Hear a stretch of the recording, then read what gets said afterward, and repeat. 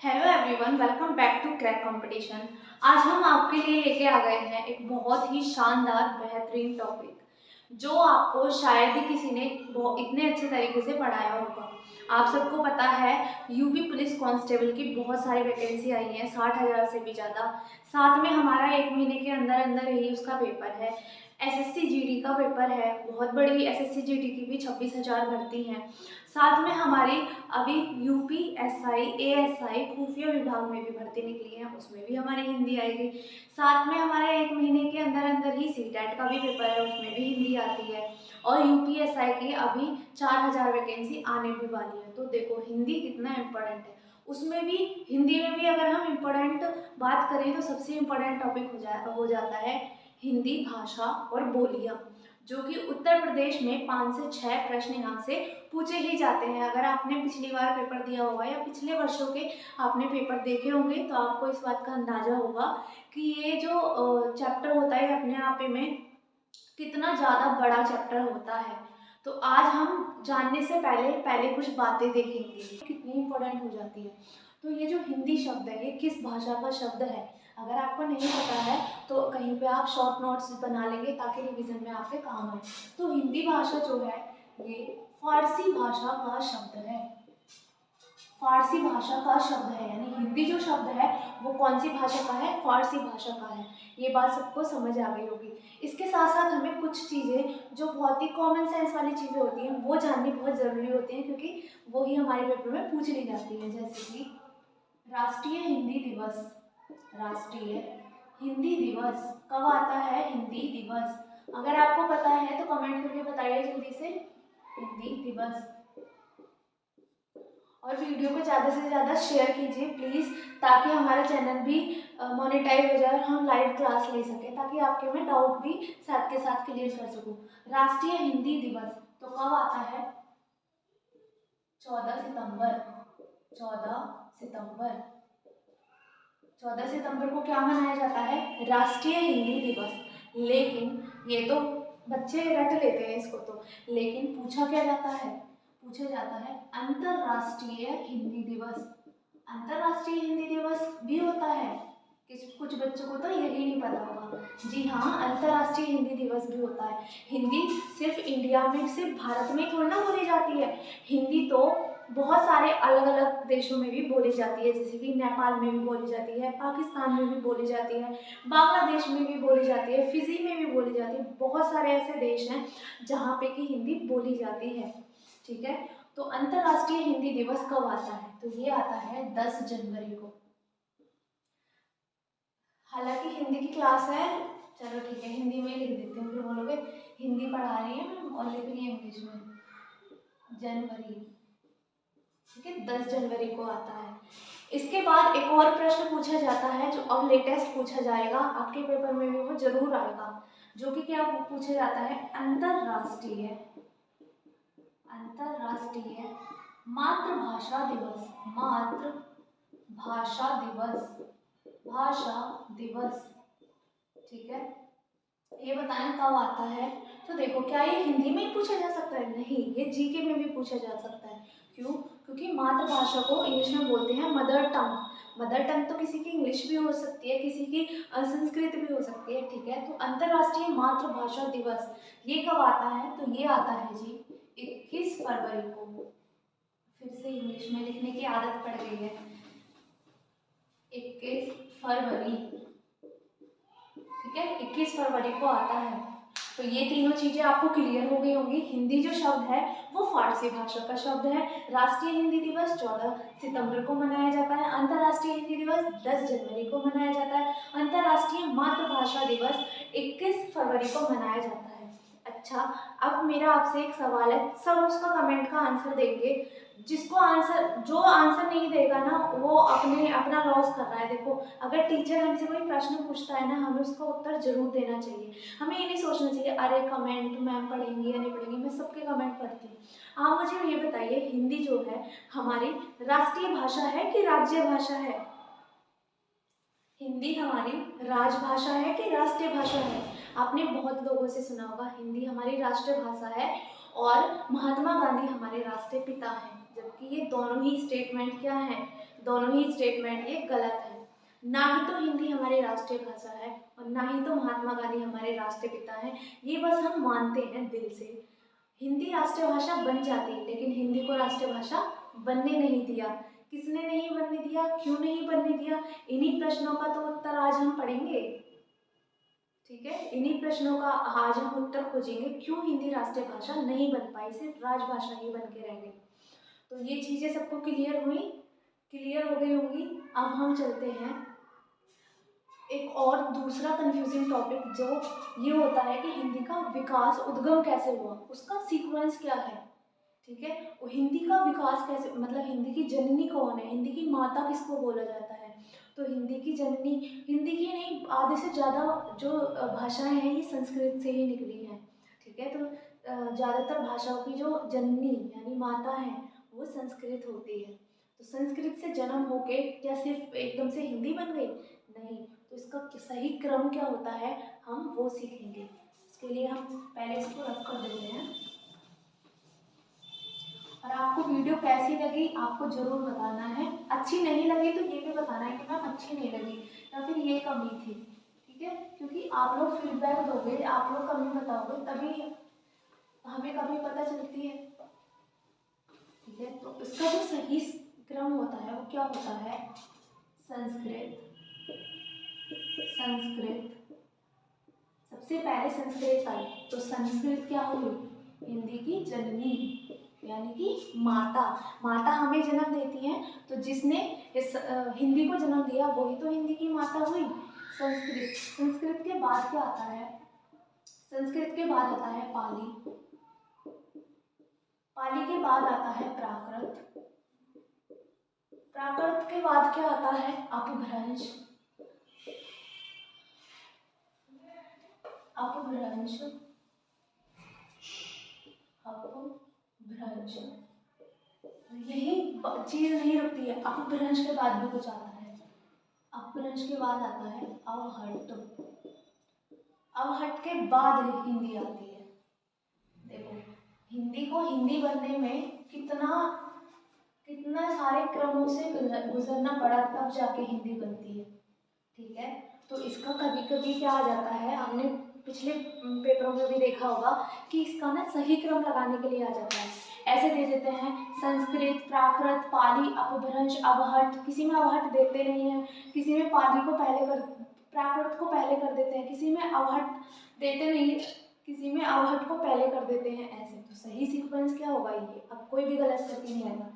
पहले संस्कृत, देन पाली, फिर प्राकृत, फिर अपभ्रंश, फिर अवहट्ट और फिर होता है हमारी हिंदी का जन्म, हमारी हिंदी का जन्म होता है। तो अब हमें ये पता चल गया कि हिंदी का हमारा जन्म कैसे हुआ। ठीक है, अब हम इसका कुछ और चीज़ें जानेंगे इसके बारे में, इसकी भाषा, बोली, मानक भाषा किसको बोलते हैं, ये सब चीज़ें हमारे पेपर में पूछी जाती हैं क्योंकि हमसे, तो हम वो करेंगे।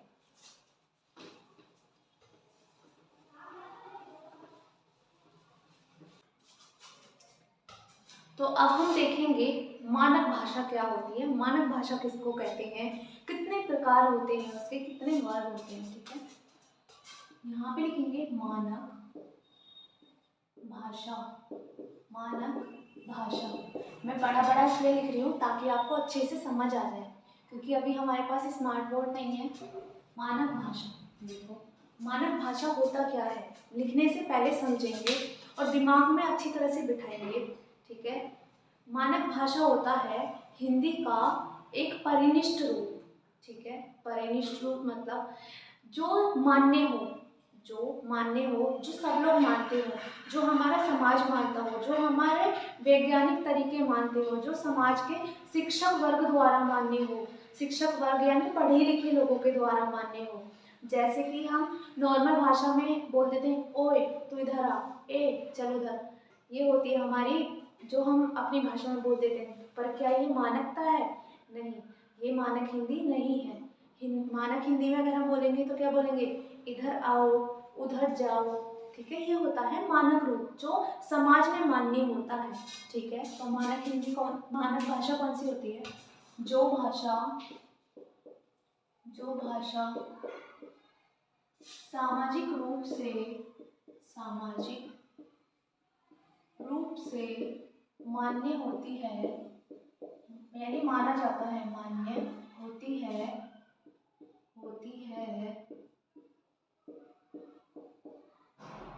उसे वैज्ञानिक को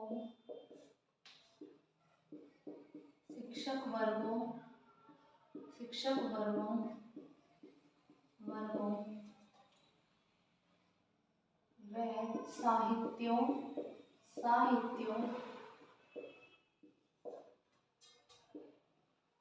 द्वारा अपनाया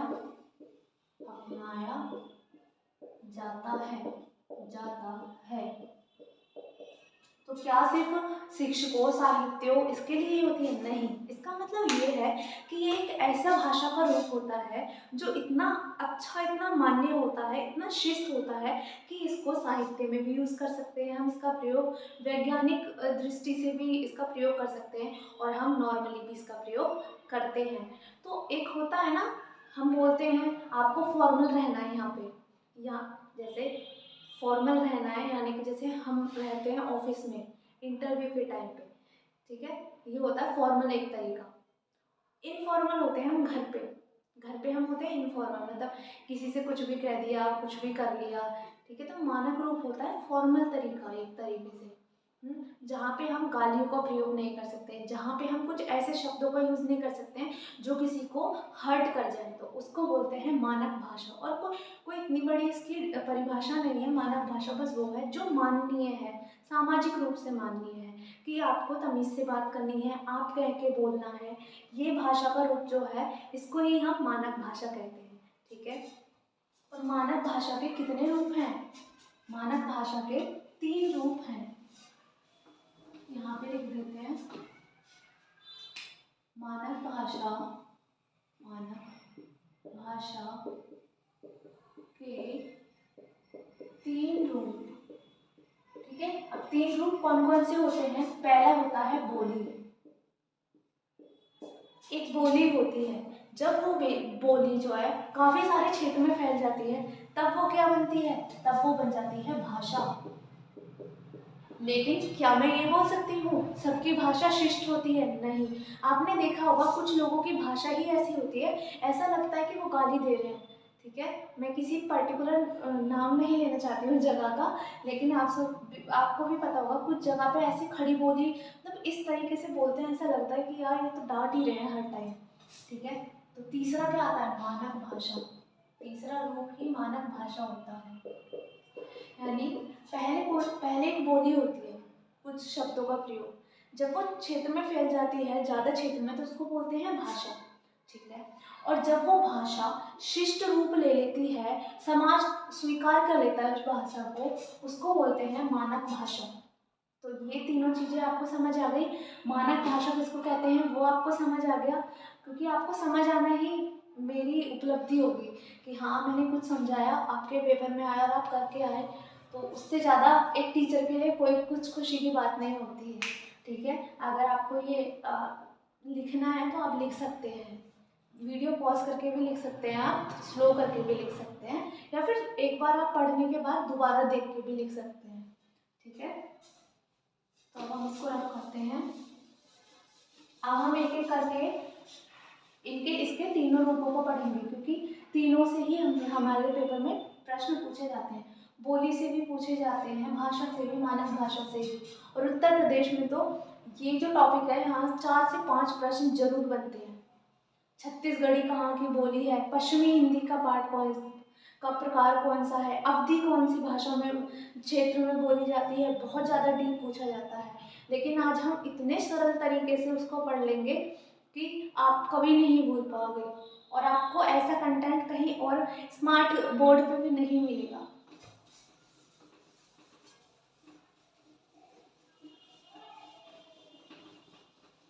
तो एक एक करके हम देखेंगे। सबसे पहले जो हम बात करेंगे वो करेंगे बोली की।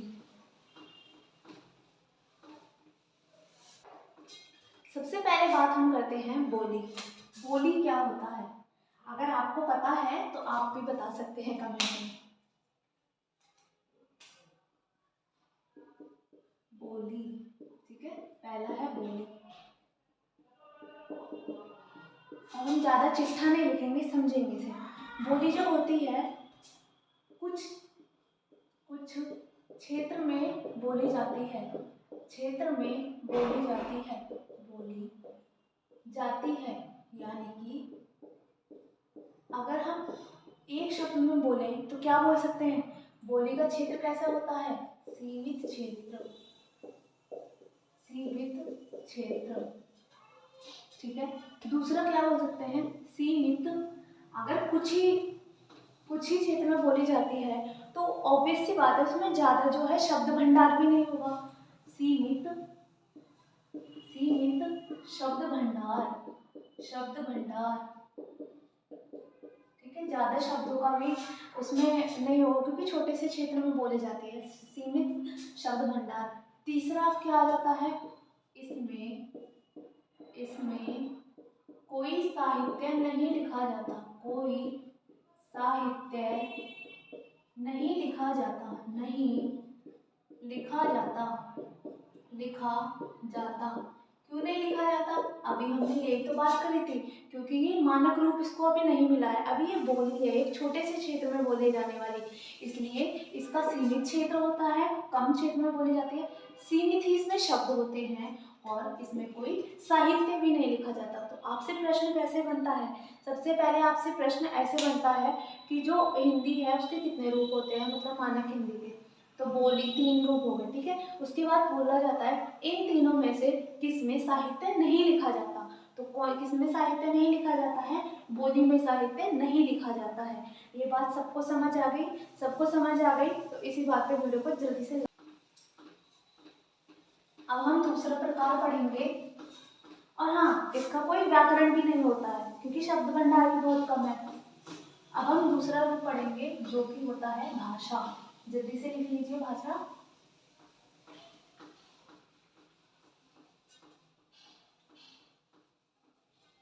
अब हम पढ़ेंगे दूसरा रूप इसका, जिसको कि हम बोलते हैं भाषा, ठीक है। अब देखो, बोली छोटे क्षेत्र में, अब वही बोली क्या बन जाएगी? भाषा बन जाएगी। कब? बोली का राजनीतिक, धार्मिक या फिर सामाजिक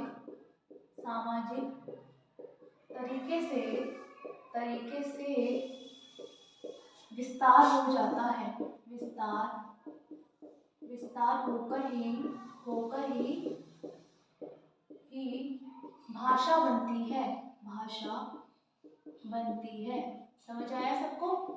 बोली को ही किसी राजनीतिक तरीके के कारण, धार्मिक, सामाजिक तरीके की वजह से क्षेत्र का विस्तार हो जाता है और उससे ही वो क्या बन जाती है? भाषा बन जाती है। क्षेत्र से विस्तार कैसे होता है? मान लो मैं कहीं घूमने गई, वहाँ पे बोली बोली जाती है, मुझे वो अच्छी लगी, मैंने वो सीख ली, अब मैं आ गई अपने घर।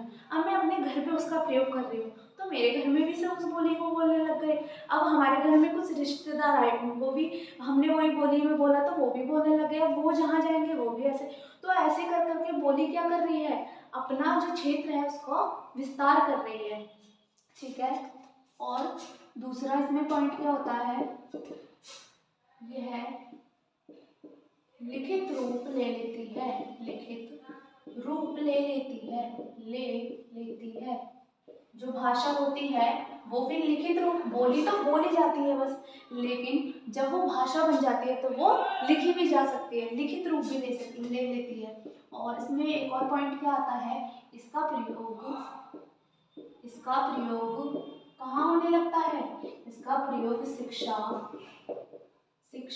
पत्रों, पत्रिकाओं इन सब में भी होने लगता है, होने लगता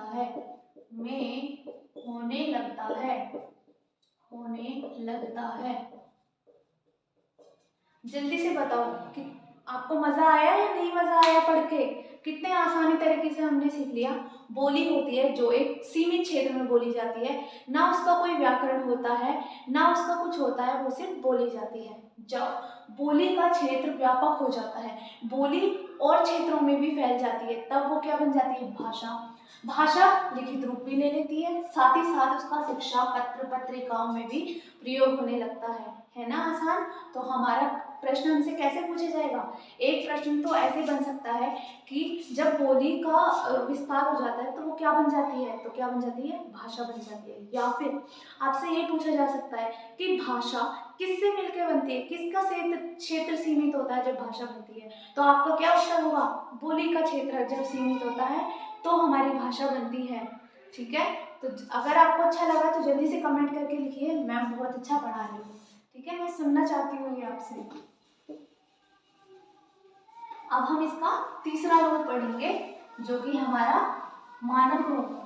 ठीक है, मानक हिंदी क्या, मानक भाषा क्या होता है वो तो हमने पढ़ लिया, अब उसके बारे में पढ़ेंगे हम, क्योंकि उससे ही हमारा प्रश्न बनता है। ये पूरा का पूरा टॉपिक बहुत ही ज़्यादा इम्पोर्टेंट है, यहाँ पे हर किसी लाइन में एक प्रश्न छुपा हुआ है, हर किसी लाइन में एक प्रश्न छुपा हुआ है।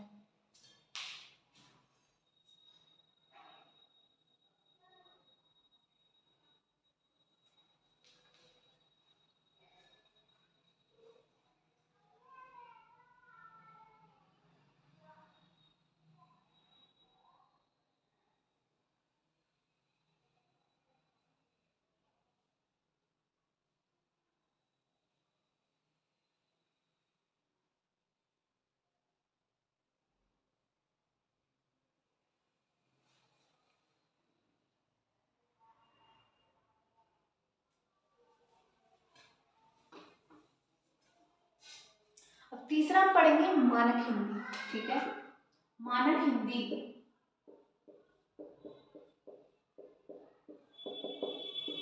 अब आपकी इतनी सारी वैकेंसी आ गई है, अब अगर मैं पूछूं हाउस द जोश तो आपका आंसर हमेशा होना चाहिए हाई मैम। ठीक है, क्योंकि मैम का भी जोश हाई हो गया है इतनी सारी वैकेंसी देख के। मानक हिंदी, मानक हिंदी क्या होती है? जब भाषा भाषा बहुत विस्तृत हो जाए, बहुत विस्तृत विस्तृत बहुत विस्तृत क्षेत्र में फैल जाए, क्षेत्र में फैल जाए तो वो क्या बन जाती है? तो फिर उसको समाज को भी स्वीकार करना पड़ता है। ठीक है, उसको ही मानक हिंदी बोलते हैं। और क्या होता है? इसका इसका इसका व्याकरण होता है, इसका व्याकरण होता है। तीसरा पॉइंट क्या होगा? तीसरा पॉइंट होगा इसको साहित्य में प्रयोग किया जाता है, साहित्य और भी वैज्ञानिक ढंग से वैज्ञानिक ढंग से सामाजिक रूप से प्रयोग किया जाता है, सामाजिक कार्यों में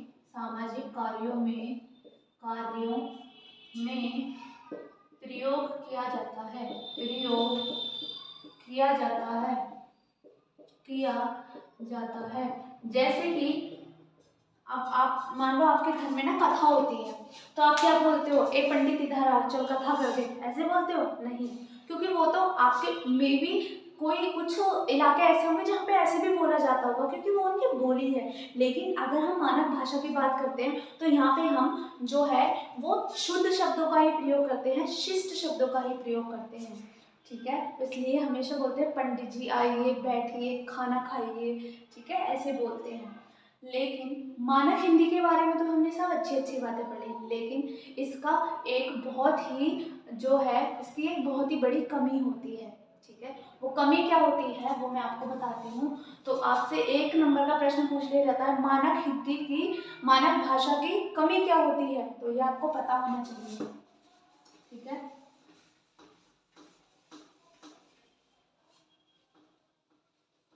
ये यहाँ पे ना मानक भाषा लिख लेना, मानक भाषा की कमी।